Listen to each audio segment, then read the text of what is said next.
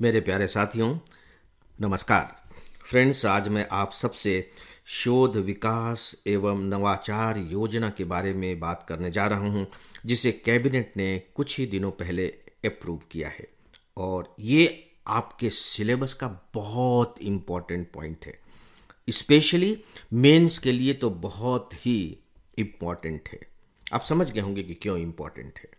आज हम जिस युग में रह रहे हैं, age of knowledge, age of innovation, age of research, उसमें आप कल्पना कर सकते हैं कि शोध विकास एवं नवाचार का कितना अधिक इम्पोर्टेंस है।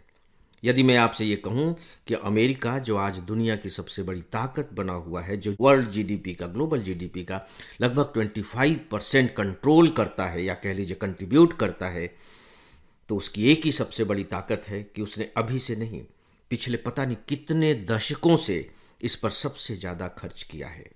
और अनफॉर्चुनेट पार्ट ये है कि हमने इस पर कभी ध्यान नहीं दिया। उसका कारण ये रहा कि हमने शुरू में अपनी अर्थव्यवस्था को संरक्षित बना दिया। इंडस्ट्री को ज़रूरत ही नहीं पड़ी कि उन्हें कॉम्पीट करना है और कॉम्पीट करने के लिए टेक्नोलॉजी डेवलप करनी है। और सोचिए कि आज भी, जबकि 1990 में हमने उदारीकरण के बाद से धीरे धीरे संरक्षण को ख़त्म करना शुरू किया है, हम अपने टोटल जीडीपी का मात्र 1%, इससे भी थोड़ा कम, इस पर खर्च करते हैं। जबकि हमारे ही समानांतर कह लीजिए कि चाइना और दक्षिण कोरिया कोई बहुत ज़्यादा हमसे अलग नहीं है, एशिया के ही देश हैं। उनका जो रिसर्च और डेवलपमेंट पर, जिसे हम R&D कहते हैं, जो खर्च है, उनके जीडीपी का लगभग 2.5% है, हमसे 2.5 गुना आगे। और आज ये जो दोनों देश हैं, डेवलप्ड कंट्री बन चुके हैं और इतनी बड़ी ताकत हो चुके हैं, उसका कारण रिसर्च, डेवलपमेंट एंड इनोवेशन है। तो आइए इसके बारे में कुछ जानते हैं। फ्रेंड्स, एक सूचना है, FEIS का एक मोबाइल ऐप है। इस पर आपको IAS की तैयारी के लिए रोजाना 10 न्यूज़पेपर्स के चुने हुए एडिटोरियल कमेंट्स और आर्टिकल्स पढ़ने को मिलेंगे।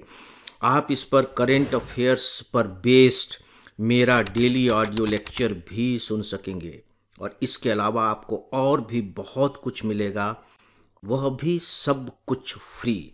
तो आप बिना देरी किए इस ऐप को एंड्रॉयड या अपने एप्पल डिवाइस पर इंस्टॉल कर लें। दोस्तों, मैं शुरुआत इस बात से करना चाहूँगा कि इसमें शब्द हैं रिसर्च और इनोवेशन। रिसर्च और इनोवेशन, क्या आप इन दोनों में अंतर जानते हैं? देखिए, मोटे तौर पर ये दोनों एक जैसे ही लगते हैं कि भाई रिसर्च है और इनोवेशन है। इनोवेशन का मतलब है कि कुछ नया इनोवेट कर लेना, और रिसर्च का भी मतलब है कि कुछ नई खोज कर लेना। तो सामान्य तौर पर हमें दोनों एक ही मालूम पड़ते हैं, और यदि हम जो समझ रहे हैं वही सही है, तो यहाँ दोनों शब्द क्यों रखे गए हैं? रिसर्च भी रखा गया है और इनोवेशन भी रखा गया है। इसे थोड़ा सा मुझे लगता है कि जानना चाहिए, और बहुत बारीक अंतर है।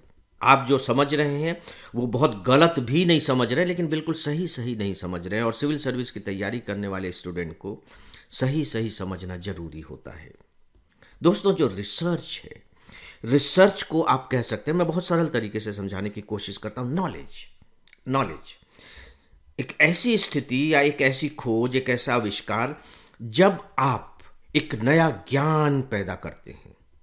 एक नया ज्ञान, जैसे बिजली की किसी ने खोज की होगी तो नया ज्ञान मिला, बिजली, एक नई चीज मिली हमारे हाथ में, ठीक है, ये नॉलेज है।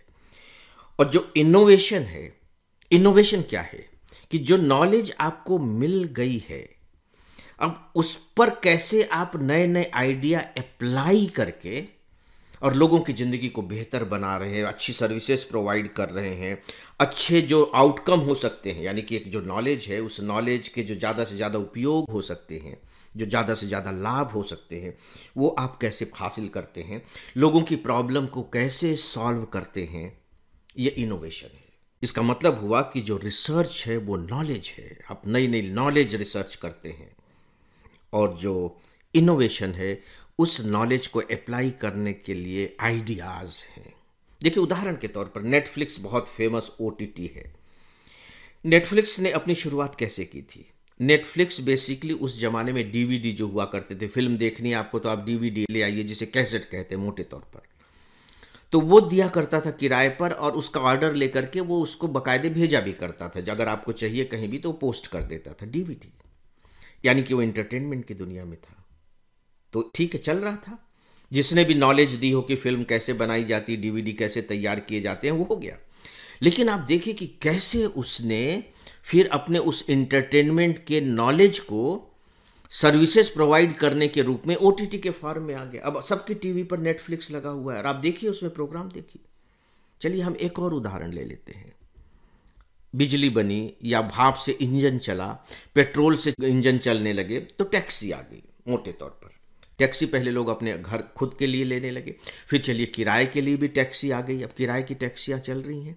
लेकिन ओला और उबर ने क्या किया, उन्होंने बकायदे एक नेटवर्क तैयार करके आइडिया एक लगाया कि इस तरीके से भी तो तैयार किया जा सकता है, इंटरनेट और इन सब की मदद से सर्विसेज प्रोवाइड की जा सकती है, टैक्सी सर्विसेज प्रोवाइड की जा सकती है।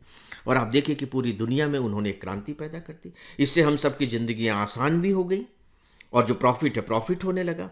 तो ये फ़र्क है दोस्तों रिसर्च और इनोवेशन में, जो आपको मालूम होना चाहिए, राइट। अब सरकार ने जो अब नई नीति जो जारी की है, जो बनाई है, वो क्या है, इसे समझ लीजिए। मैं बहुत ही सरल तरीके से आपके सामने रख रहा हूँ, जटिल नहीं बनाऊंगा। सब हमारे यहाँ जो सबसे ज़्यादा प्रॉब्लम हो रही है रिसर्च एंड इनोवेशन में, मैं शुरू में ही आपको बता चुका हूँ, फंड को लेकर के हो रही है। हमारे पास पैसा नहीं है। जब हम रिसर्च में पैसा लगाते हैं तो हमें पता नहीं रहता कि कुछ हो भी पाएगा कि नहीं हो पाएगा, पता लगा कि सबका सब खत्म हो गया। जब आप कहीं नए आइडियाज़ शुरू करते हैं तो पता लगा कि उस आइडियाज़ में आप फेल हो गए। आप देखिए कि हमारे यहाँ जितने भी स्टार्टअप्स हैं, छोटे छोटे हैं, वो बेसिकली आइडिया ही लेकर के आते हैं। रिसर्च पे उनका ध्यान नहीं है, वो आइडियाज़ पर उनका ज़्यादा ध्यान है ना। नए नए आइडियाज़ लेकर के आते हैं कि लोगों को कैसे सर्विसेज प्रोवाइड की जाए, चाहे वो जोमेटो हो, कोई भी हो। ये आइडियाज़ हैं, बेसिकली इनोवेशंस हैं। वहाँ भी खतरा रहता है, जोखिम रहता है। तो यानी कि जो सबसे बड़ी जो कमी है हमारे यहाँ, वो पूंजी की है, कैपिटल की है। प्राइवेट सेक्टर में भी कैपिटल की कमी है, वो लगाते नहीं है, उनके पास पैसे की कमी नहीं है, लेकिन इसके लिए वो खर्च नहीं करते। गवर्नमेंट भी खर्च नहीं करती। इसका मतलब है कि अगर आपको रिसर्च और इनोवेशन को बढ़ावा देना है तो आपको धन की व्यवस्था करनी पड़ेगी। इस नीति में मूलतः धन की ही व्यवस्था की बात की गई है। कैसे धन की व्यवस्था की बात की गई है, तो ये 2 स्तरीय व्यवस्था है। जो पहला लेयर होगा, उस पहले लेयर में एक फाउंडेशन तैयार किया जाएगा, अनुसंधान नेशनल रिसर्च फाउंडेशन। इसमें 1 लाख करोड़ रुपए जुटाने के लक्ष्य रखे गए। ये फंड है, कोष है। अब अलग अलग तरीके से इसमें धन जुटाया जाएगा। इसमें प्राइवेट सेक्टर भी शामिल है कि कैसे हम उसके धन को इसमें शामिल करें। तो ये एक बहुत बड़ा हमारे पास खजाना बन गया। लेकिन ये जो फाउंडेशन है, ये आपको सीधे सीधे धन नहीं देगी। जैसे आप कोई रिसर्च करना चाहते हैं, कोई नया इनोवेशन करना चाहते हैं, तो ये आपको पैसा नहीं देगी। ये तो बड़ी संस्था होगी, एक तरीके से कह लीजिए रिजर्व बैंक ऑफ इंडिया होगी। तो रिजर्व बैंक ऑफ इंडिया आपको कर्ज नहीं देता है। तो आप कर्ज किससे लेते हैं? स्टेट बैंक ऑफ इंडिया से लेते हैं, पंजाब नेशनल बैंक से, इनसे आप लेते हैं। तो ये जो फाउंडेशन है, ये फाउंडेशन सेकेंड स्तर के जो फंड मैनेजर होंगे उनको कोष देगी कि भैया ये लो, तुम हमारे पास 5 लाख ले लो, तुम हमारे पास 10 लाख ले लो, तुम हमारे पास इतने ले लो, उनको पैसा देगी। और ये जो सेकेंड लेयर के जो फंड मैनेजर हैं, ये फंड मैनेजर फिर लोगों को पैसा देंगे। जो रिसर्च का काम कर रहे हैं, जो बाकायदे इनोवेशन का काम कर रहे हैं, उनको ये पैसा देगी। तो कह लीजिए कि वो पैसा तो बैंक से भी मिल सकता था, तो इसमें क्या बात हो गई? बोले नहीं, इसमें एक बहुत महत्वपूर्ण बात है। 2 बातें बहुत महत्वपूर्ण है। पहली बात कि इनसे जो ब्याज लिया जाएगा वो बहुत कम लिया जाएगा, लगभग नहीं के बराबर लिया जाएगा।